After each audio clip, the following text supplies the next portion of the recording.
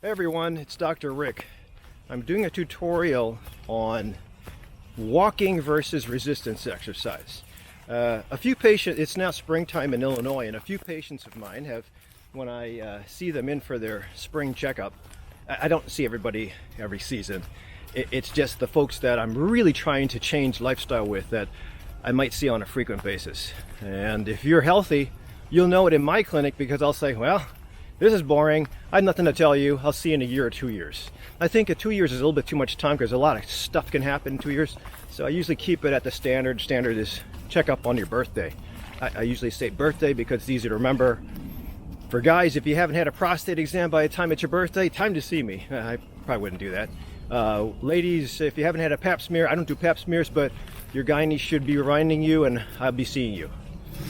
So the idea is how to exercise properly. And if you're an advanced athlete, no matter what age, then you probably know what to do. You've probably fine-tuned what to do for you to use muscle. I think muscle is such an underutilized gland or organ because it does secrete a lot of good hormones.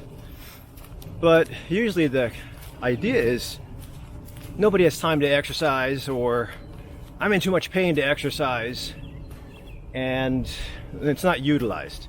When you're not utilizing it, you're just throwing away such a valuable idea or such a valuable tool to turn off high blood pressure, control glucose and diabetes, melt away cholesterol, or help with autoimmune response. If you're a MS sufferer or Crohn's disease, I think that if you're deep into the shit as far as a medical disease severity, all right, exercise will be tough, but I think it's still necessary. So back to my patients.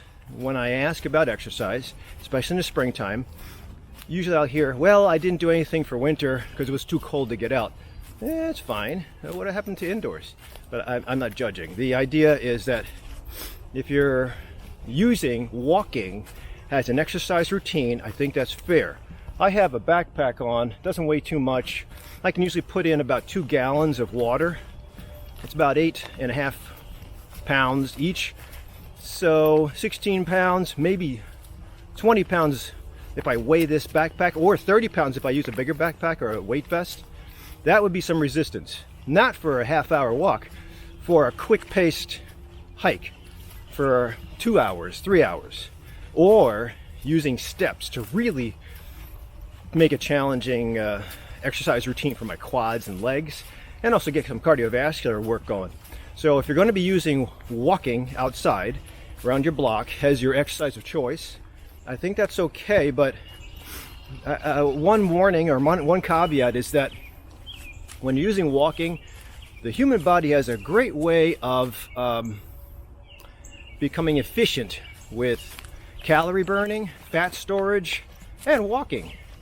So if you're walking and you have your good pace is really subjective, then okay, but never stay at the same distance, same intensity, same duration. Always improve and increase, where the goal should be pushing to the next highest summit that you can hit.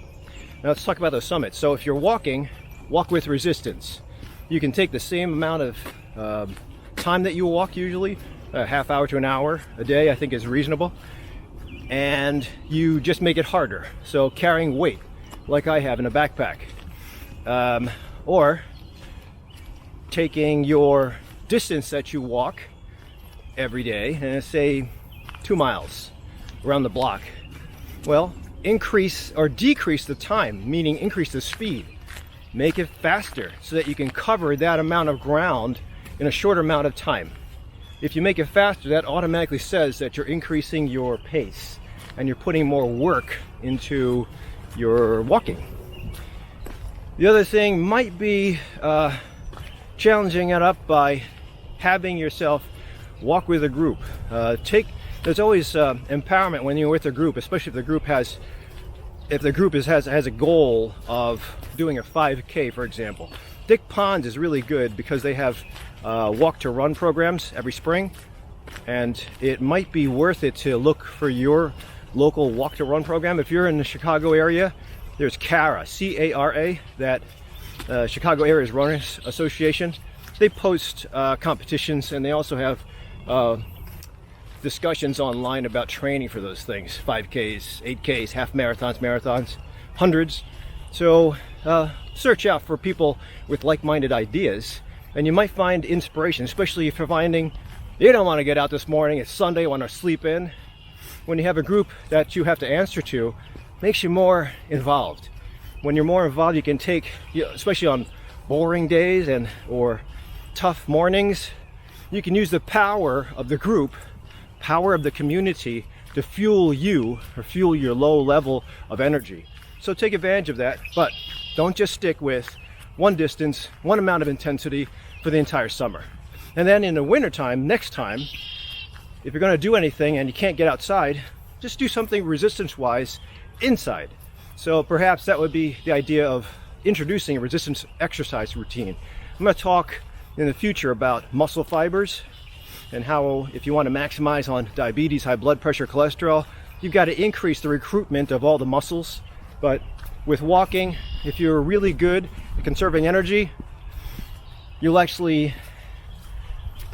get used to just the right amount of speed, just the minimal amount of muscles, and then you'll actually have no gains. The idea would be to get on a regular basis outside, whether you get outside and it's just around the block, or you get outside and you have the luxury of a forest preserve, a beach, or a mountain, a forest, then do it.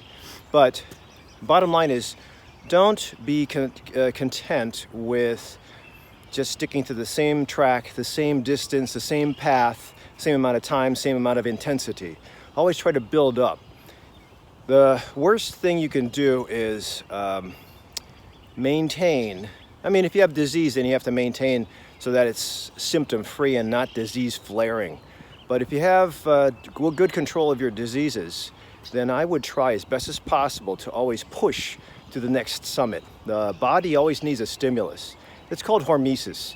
When you tax or challenge a living organism, the living organism is supposed to adapt, and after adaptation and taking care of the healing, it's supposed to optimize. The idea would be, if you adapt enough, you should be able to grow more muscle fibers, grow more endurance, grow more mitochondria for the muscles, grow more efficiency, grow more blood vessels for muscle. But the bottom line is, if you have muscle to help you, it will get to the point where you can change the paradigm of your suffering, change the paradigm over the stuck point or your plateau of weight loss, and push it to the next level. Again, as I was alluding to, I'm not sure if I caught it on the video, but with my Osmo, but the human body has a way of getting to conserve energy. So even if you're used to the distance that you usually go, the intensity that you usually walk, the speed, the amount of calories you burn, the human body will eventually find its way to deal with what you're throwing at it and conserve energy. And when it does, like changing metabolics or changing metabolism, when it does, the same thing that you're used to will not be as effective. So I think that it's always challenging to mix it up. I think that some people will call it muscle confusion theory. It's because we usually get used to, it's normal, get used to spending a certain amount of energy, burning a certain amount of calories with a given distance or a given activity. I would always say, if you're used to running, learn to do resistance. If you're used to walking, learn to run. If you're used to resistance, throw in cardiovascular or high intensity interval training. If you're used to all that stuff, throw in yoga. If you're used to that and yoga, then you throw in Tai Chi or martial arts. So either way, don't just be happy with one way. I didn't even mention cycling or swimming, but don't be happy with one way. Always try to push the paradigm, grow the organism, so that the organism will be optimized to tolerate any form of damage, stressor that you can throw at it. When you do that, then you get to what Dan Buettner found in his blue zones of 100 years of age, independent of a hospital system or medicines, and just living life like you're supposed to, with taking care of your great-great-grandkids.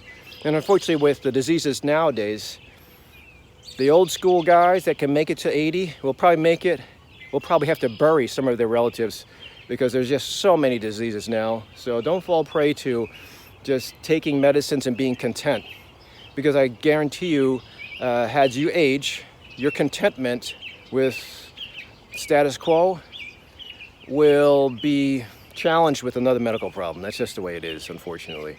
Now, thinking in a positive way, maybe you'll beat your disease process, but everybody knows that you have to invest somewhat. So hopefully this gives you a little bit of an idea about how to not just be content with walking, but push the paradigm, push your comfort zone, learn to do resistance or something different. But if you are going to walk, walk with a challenge, walk with determination, chest up, chin up, and hopefully this gives you a little bit of an idea of how to maximize, optimize, adapt, and live to 100. Hey, subscribe to me down below and see when I put out other videos. This spring is going to be fantastic because I'm being inspired to teach more and also live a better life. Thanks for watching.